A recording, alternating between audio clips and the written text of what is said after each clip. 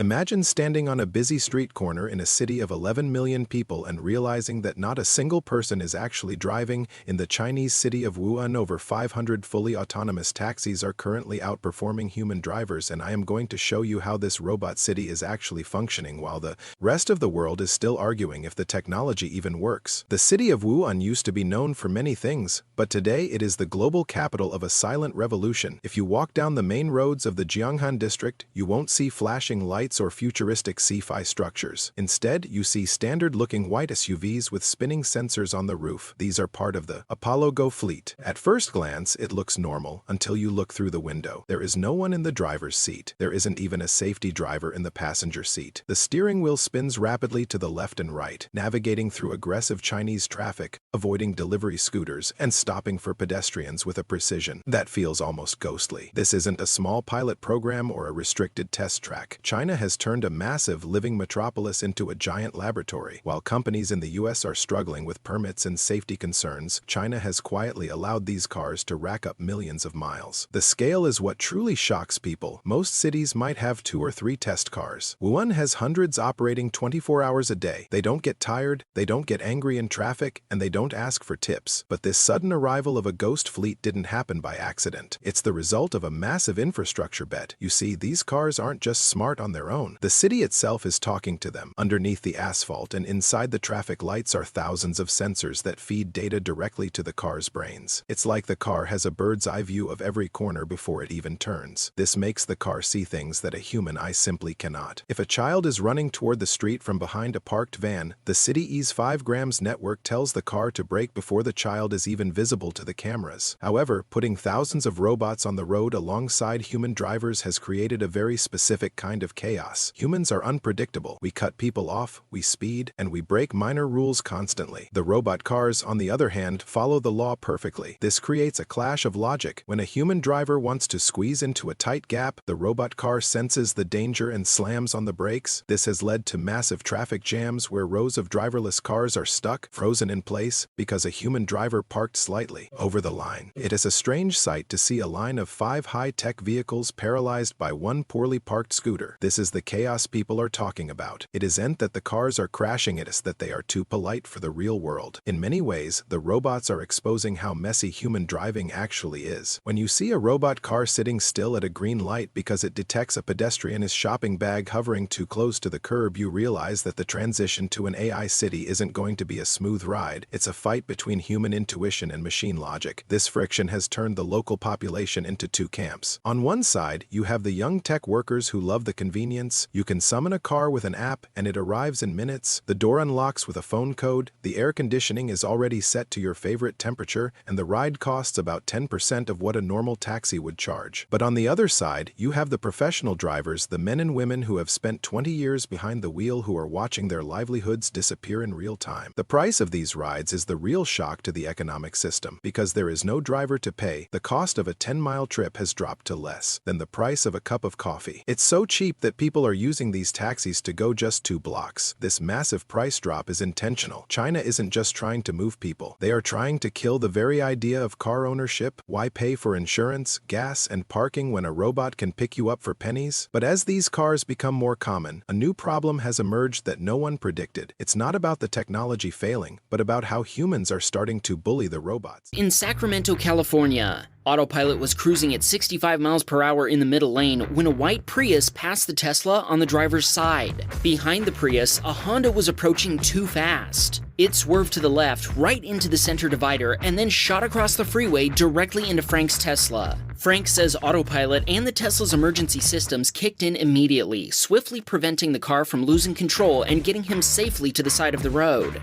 Local drivers have figured out that if they want to get ahead in traffic, they can just cut in front of a robot car because the robot is programmed to always give way. It is like a city-wide game of chicken where the humans know the AI will always blink first. This has turned the streets of Wuhan into a massive social experiment. Yet even with the traffic jams and the bullying, the data shows something undeniable. These cars cars are getting smarter every single hour, every time a human cuts one off. The data is uploaded to a central server. Within minutes, every other car in the fleet learns how to handle that specific move. It's a collective brain that never forgets a mistake. This means that the chaos we see today is actually the training ground for a perfect system tomorrow. While Wuhan deals with the growing pains of this AI integration, the rest of the world is watching with a mix of fear and wonder. The question isn't whether the technology works, it clearly does. The question is whether a city can survive the transition without losing its soul. The streets are becoming quieter because electric robots don't rev their engines, but they are also becoming colder. The driver was once a source of local gossip, directions, and human connection. Now it's just a screen and a spinning wheel. This shift from human to machine is happening faster than any government or citizen was prepared for, and just as the residents of Wuhan were getting used to the white SUVs, something even more specialized started appearing on the sidewalks. The most terrifying thing for a local taxi driver in Wuhan isn't a robot car that crashes. It's a robot car that works perfectly for the price of a soda. While a traditional taxi ride across the city might cost you 18 to 30 yuans, the Apollo Go robot taxis are currently charging as little as for 216 yuans. That is a staggering 50 to 80% discount. For a working-class citizen, the choice is simple, but for the 17,000 traditional cab drivers in the city, this is an economic death sentence. This has led to a hidden war on the streets of Wuhan that the official news rarely likes to highlight. If you look closely at some of these robot cars, you'll notice scratches or small dents that don't look like they came from traffic accidents. There are reports of frustrated human drivers intentionally boxing in the AI cars, surrounding them with 3 or 4 traditional taxis so the robot becomes paralyzed, unable to move without violating its safety protocols. It's a desperate form of protest. In early 2025, the tension reached a boiling point, with groups of drivers gathering to demand that the government limit the Luobo, the local nickname for these robots, because they simply cannot compete with a machine that doesn't need to feed a family or pay for health insurance. Even more shocking is how the city's infrastructure has been rebuilt to spy on the environment, to keep these cars safe. This isn't just about the cameras on the car. It's about the holographic roads. In districts like Yizhuang and Zhenghan, the traffic poles are equipped with high-speed 5-gram sensors and edge computing boxes that process traffic data in milliseconds. Every single pedestrian, stray dog, and falling leaf is tracked by the city's central brain and beamed directly into the car's navigation system. It is the most advanced surveillance network ever built for civilian use. While this makes the rides incredibly safe, statistically 14 times safer than a human driver, it also means that in an AI city, privacy is the first thing you trade for a cheaper ride. But even with all this tech, chaos still finds a way to break through.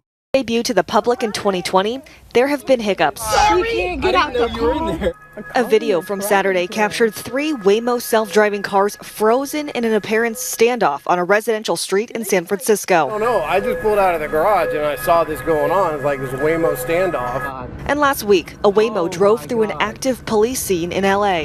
What the is that Waymo doing?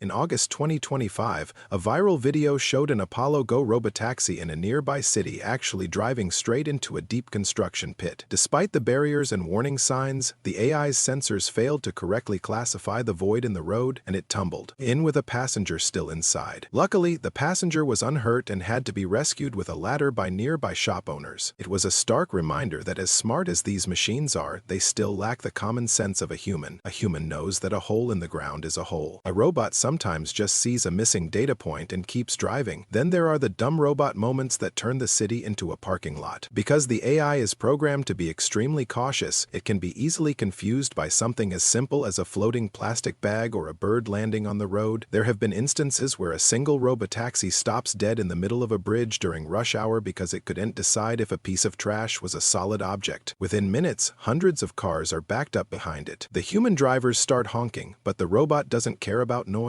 It will sit there for an hour, perfectly calm, waiting for a remote operator in a control center miles away to take over and tell it that it is safe to move. This is the reality of the AI city transition. It's not a smooth, futuristic dream. It's a messy, loud, and often frustrating battle between old-world humans and new-world algorithms. China is betting that the chaos of today is just the cost of being first. They are already deploying their 6th-generation vehicles, which cost 60% less to build than the previous models. At this rate, by 2020, 2030, the human driver might be a luxury or a hobby, while the rest of us are moved around by a silent, invisible network of machines that never sleep. But as the machines take over the roads, the biggest question remains. What happens when the AI is forced to make a choice that involves a human life? While the streets look empty, there is a secret that the companies don't always advertise. The shadow drivers, inside high-tech office buildings miles away from the traffic. Hundreds of young operators sit in racing-style seats with 3 large monitors in front of them. These are the remote pilots. Whenever a car in the city gets confused by a weird construction sign or a confusing hand gesture from a police officer, it sends an emergency alert to the shadow office. In less than a second, a human operator takes control of the car via 5 grams, steers it through the difficult spot, and then hands the control back to the AI. This is the invisible safety net that makes the driverless city possible, but it also raises a massive question.